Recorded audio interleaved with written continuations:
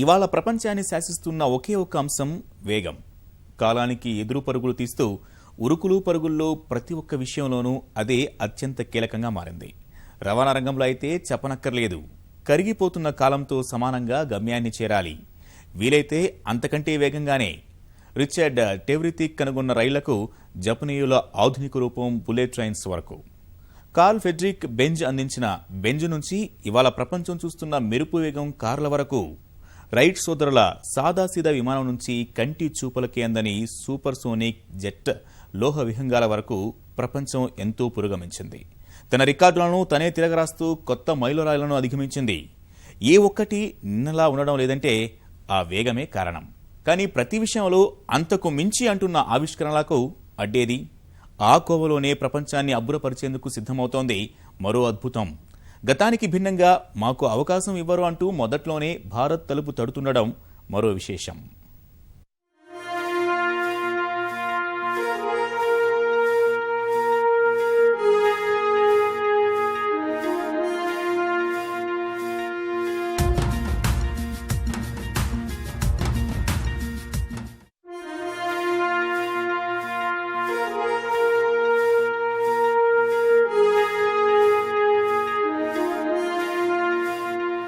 రవాణా రంగంలోనే సరికొత్త సంచలనం. బుల్లెట్ రైళ్లను మించిన మెరుపు వేగం. విమానం కంటే ముందే గమ్యస్థానాలకు, దాదాపు శబ్ద వేగానికి సమానంగా ప్రయాణం.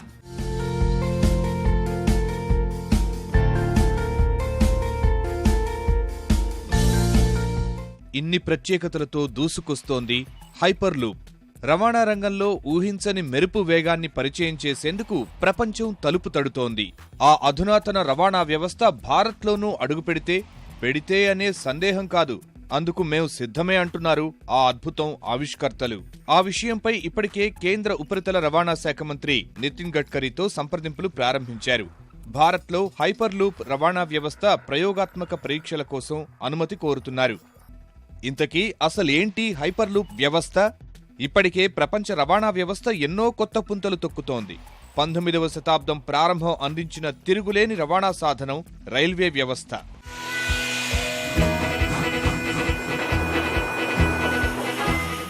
1820లో ఇంగ్లాండ్ తర్వాత రష్యాలో అందుబాటులోకి వచ్చిన రైల్వే వ్యవస్థ ఆధునిక ప్రపంచం, ముఖ్యంగా పారిశ్రామిక విప్లవం ముఖచిత్రాన్నే మార్చివేసింది.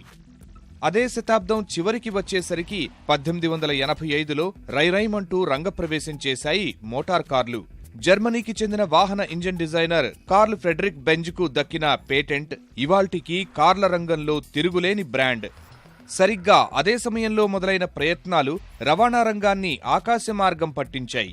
రైట్ సోదరుల ఆవిష్కరణతో 20వ శతాబ్దం ప్రారంభం. 1904లో తొలి లోహ విహంగం గగన విహారం చేసింది. 1960లో వచ్చిన రాకెట్ సాంకేతికత మరెన్నో ఊహించని మైలురాళ్లకు నాంది ప్రస్తావన చేసింది. ఆ తరువాత రవాణా రంగంలో ఎన్ని మార్పులు వచ్చినా ఆ నాలుగింటికి కొనసాగింపులే. ఎంత ఆధునికత, నాజుకుతనం, వేగం సంతరించుకున్నా మూలాలు మాత్రం అవే. అలాంటి పరిస్థితుల్లో వాటన్నింటికీ భిన్నమైన అనుభూతి, సాంకేతికతతో రవాణా రంగంలో 5వ విప్లవంగా తెరపైకి వచ్చింది హైపర్ లూప్ వ్యవస్థ. మనిషి ప్రస్థానానికి కొత్త వేగాన్ని జోడించేందుకు సిద్ధమవుతోంది. శబ్ద వేగానికి దాదాపు సమానంగా ప్రయాణించే హైపర్ లూప్ వ్యవస్థ గురించి ఒక్క మాటలో అర్థమయ్యేలా చెప్పుకోవాలంటే హైదరాబాద్ నుంచి విశాఖపట్నానికి 30 నుంచి 45 నిమిషాల్లోనే చేరుకోవచ్చు.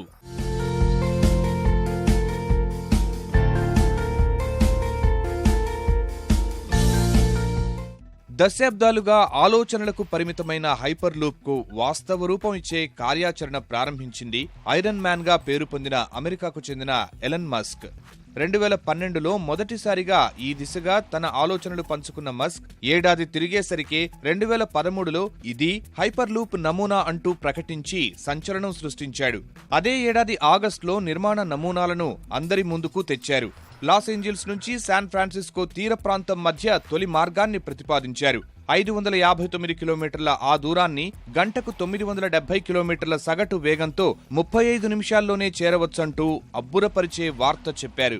ఆ మొత్తం దూరం విమానంలో వెళ్లినా అంతకు రెట్టింపు సమయం పడుతుంది.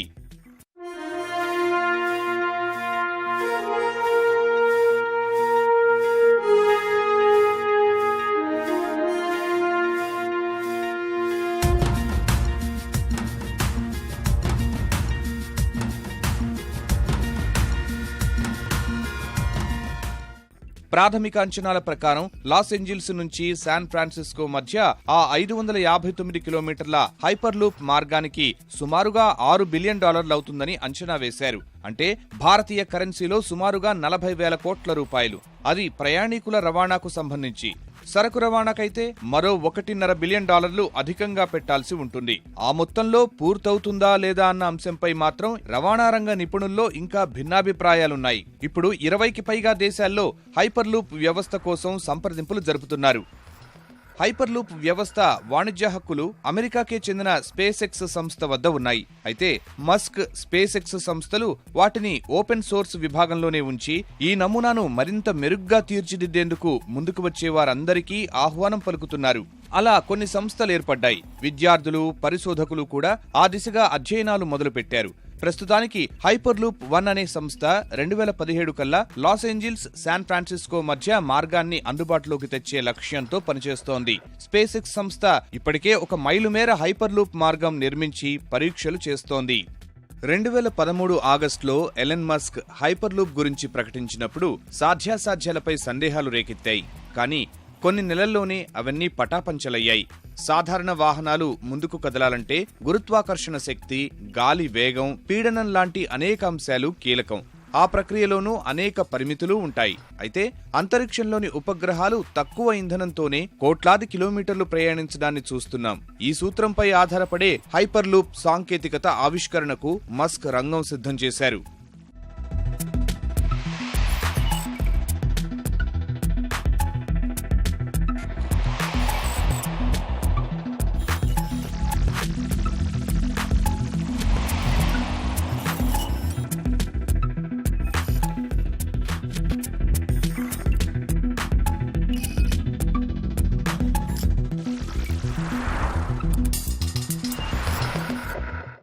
వాహనాలు, రైళ్లు నడిచేందుకు రహదారులు, పట్టాలు ఉన్నట్లే హైపర్ లూప్ కోసం ఎత్తైన స్తంభాలపై గుండ్రటి గొట్టాలతో 100 కిలోమీటర్ల పొడవున సొరంగ మార్గాన్ని ఏర్పాటు చేయాల్సి ఉంటుంది.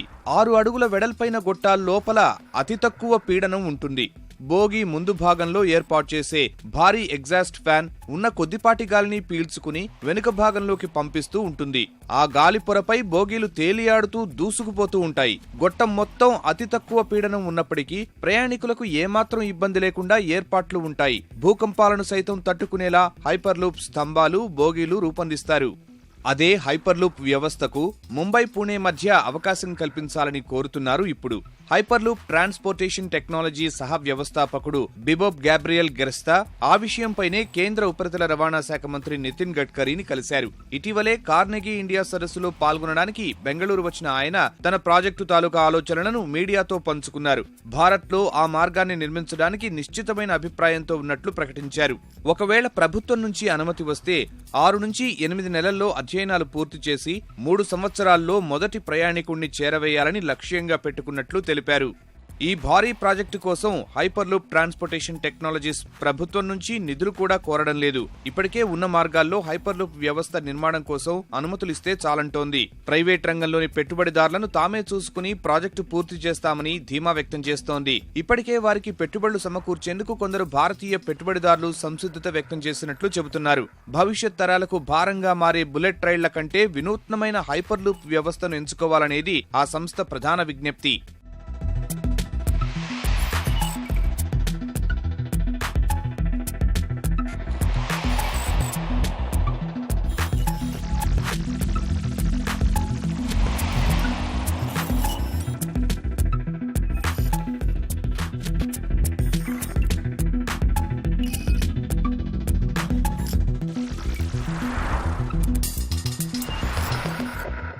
ఇక వ్యయాల విషయానికి వస్తే ప్రాథమిక అంచనాల్లో చెప్పిన ప్రకారమైతే కిలోమీటర్కు 71 కోట్ల రూపాయలు, ప్రస్తుతం 270 కోట్ల రూపాయల వరకు ఉండొచ్చని అంచనా వేస్తున్నారు. బుల్లెట్ రైళ్లు తీసుకుని రావాలంటే ట్రాక్ల నిర్మాణానికి ఒక్కో కిలోమీటర్కు 100 కోట్ల రూపాయలకు పైగా పెట్టాలి.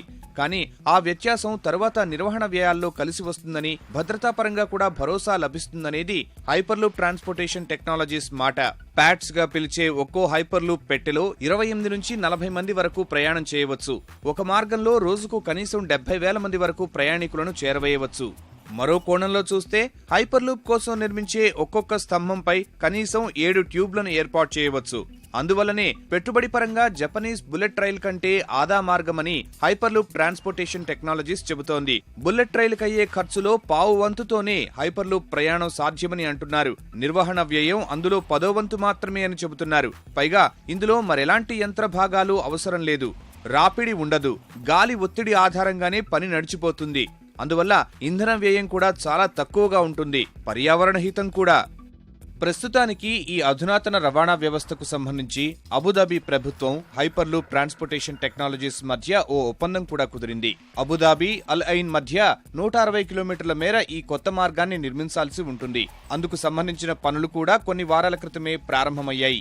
మరిన్ని దేశాలతో ఒప్పందం కోసం రవాణా అవసరాలు అధికంగా ఉన్న దేశాలను ఎంపిక చేసుకుని సంప్రదింపులు జరుపుతున్నారు. అందులో భాగంగానే ఇప్పుడు ఢిల్లీకి వచ్చారు. ముంబై, పుణే మధ్య హైపర్లూప్ వ్యవస్థనే గనక వస్తే 25 నిమిషాల్లోనే ఆ దరి నుంచి ఈ దరికి చేరుకోవచ్చు. 149 కిలోమీటర్ల దూరం ఉన్న ఆ మార్గంలో ప్రస్తుతం ప్రయాణ సమయం 2 గంటలకు పైగా పడుతోంది.